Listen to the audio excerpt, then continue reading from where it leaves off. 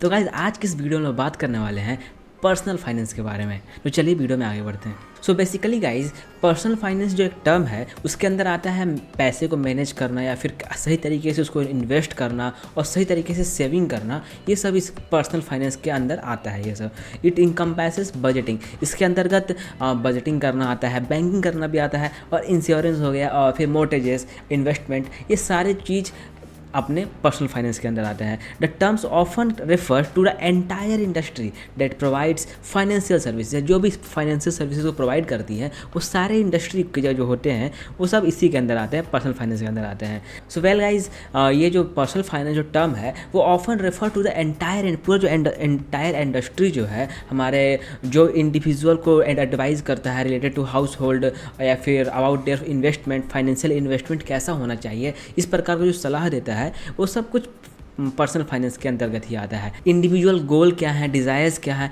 इस सब के बाद इसी पर्सनल फाइनेंस के अंदर होता है guys. And to most of the guys, जितना ज़्यादा आप अर्न करना चाहते हैं अपना लाइफ स्पेन में, उसके लिए आपको बहुत ज़रूरी है कि आपको फाइनेंशियल नॉलेज भी होना चाहिए। वह उसी चीज़ की यहाँ बात की गई है। And it will help you to distinguish between good and bad advice. Obviously guys हम बहुत जगह देखते रहते हैं, यूट्यूब हो गया या फिर न्यूज़पेपर हो गए, बहुत जगह एडवाइजेस आते रहते हैं। लेकिन गाइज ज़रूरी आपका ये है कि आप उसको जजमेंट कर सको कौन सही एडवाइस है, कौन गलत एडवाइस है, और वो आपको आपकी फाइनेंशियल नॉलेज ही आपको ये बता सकती है कि क्या मतलब सही है। इसीलिए गाइज आपको बहुत अच्छे लोगों को फॉलो करना होगा, बुक्स रीड करने होंगे, और गाइज मैं वही काम करूँगा, मैं अच्छी अच्छी जगह रीड करूँगा और आप लोगों को बताऊँगा वीडियोज़ में। And it will help you to distinguish and make intelligent financial decisions. Okay guys, आगे बढ़ते हैं। गाइज जैसे आप लोग जानते ही हो कि कोई ऐसे स्कूल्स होते हैं जहाँ पर पैसे को मैनेज करना सिखाया जाता है। सो इट इज़ इम्पॉर्टेंट, बहुत इंपॉर्टेंट है गाइज कि आप लोग समझें कि कैसे हम लोगों को अपने पैसे को मैनेज करना होगा। और गाइज बहुत सारे कॉलेजेस भी होते हैं, मतलब जो ऑनलाइन तरीके से कोर्सेस या फिर चीज़ें पॉडकास्ट प्रोवाइड करते हैं जिससे कि आप लोग सीख सकते हैं पर्सनल फाइनेंस के बारे में। The core area of managing personal finance include income, spending, savings, investments and protection. Guys ये सब कुछ ऐसे ऐसे जगह हैं, कोर एरियाज़ हैं जहाँ पर हम लोगों को पर्सनल फाइनेंस का रिक्वायरमेंट आती है। क्या अब क्या देखते हैं गाइज कि what is smart personal finance involves. क्या जो स्मार्ट पर्सनल फाइनेंस होता है वो इन्वॉल्व करता है बजटिंग। अच्छा बजट होना चाहिए गाइज, जैसे आप जानते ही होंगे कि पूरा कंट्री में भी बजटिंग होता है, हमारे इंडिया में बजट होता है जो कि हम लोग बताता है कि कैसे स्पेंड होगा पैसा एक साल में। गाइज आप जैसे देख सकते हैं इमरजेंसी फंड हो गया, पेइंग ऑफ हो गया, डेप्ट कैसे पे करना है, क्योंकि गाइज ज़्यादा डेप्ट हो जाना ही बहुत सही नहीं है हमारी कंट्री के लिए, किसी जगह के लिए भी ठीक नहीं है। तो गाइज उसके बारे में नॉलेज कहाँ से आता है, ऑब्वियसली गाइज पर्सनल फाइनेंस में ही आता है। और क्रेडिट कार्ड कैसे यूज करना है, कैसे दिमाग से यूज़ करना है, वाइजली यूज़ करना है, और कैसे सेविंग को मेंटेन रखना है रिटायरमेंट के बाद, ये सब कुछ पर्सनल फाइनेंस के अंतर्गत ही आता है।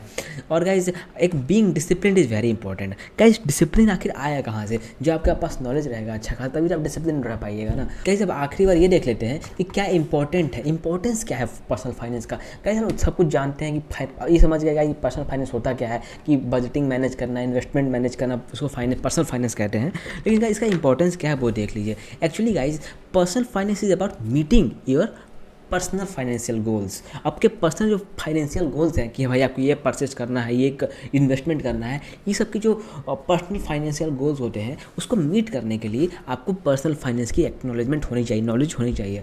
These goals could be anything, कुछ भी हो सकता है गाइस आपका गोल, जैसे कि इनफ टू शॉर्ट टर्म हो सकता है, फाइनेंशियल नीड्स हो सकते हैं, जैसे कि भाई हमको इतना पैसे रखना है अपने पास, प्लानिंग फॉर रिटायरमेंट भी हो सकता है, और saving for ever child collection. Obviously guys बहुत सारे लोग अपने बच्चे को पढ़ाना चाहते हैं अच्छे से, और उसके लिए हम उनके पास इनफ पैसे भी तो होना चाहिए ना। और उस सब के लिए आपको क्या कैसे पता चलेगा, जब आपके पास पर्सनल फाइनेंस का नॉलेज होगा।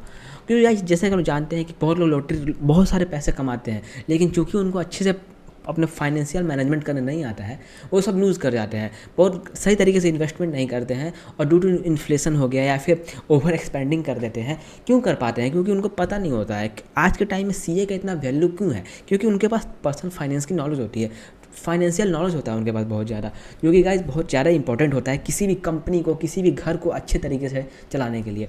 It's depend on your income. Obviously guys आपका इनकम पे डिपेंड करता है, कितना आपका इनकम है उस हिसाब से आप गाइस बहुत अच्छे से अपने आप को मैनेज कर सकते हैं। Obviously guys spending, saving, investment, ये सब गाइस टर्म्स हैं जिन पर पर्सनल फाइनेंस डिपेंड करता है। और इंपॉर्टेंस मैंने बता ही दिया कि गाइस, क्योंकि आपका इंपॉर्टेंस इसलिए है ताकि आप अच्छी ज़िंदगी जी सकें। ऐसा ना हो कि आप ज़िंदगी भर कमाते ही रह जाए और कमाते कमाते मर जाए, ऐसा सिस्टम ना हो। ऐसा हो कि आपको इंडिपेंडेंट हो पाए पर्सनली, जिसको आप निश्चिंत रह कह सकते हैं, निश्चिंत हो सके। और गाइस ये सब आप देख सकते हैं।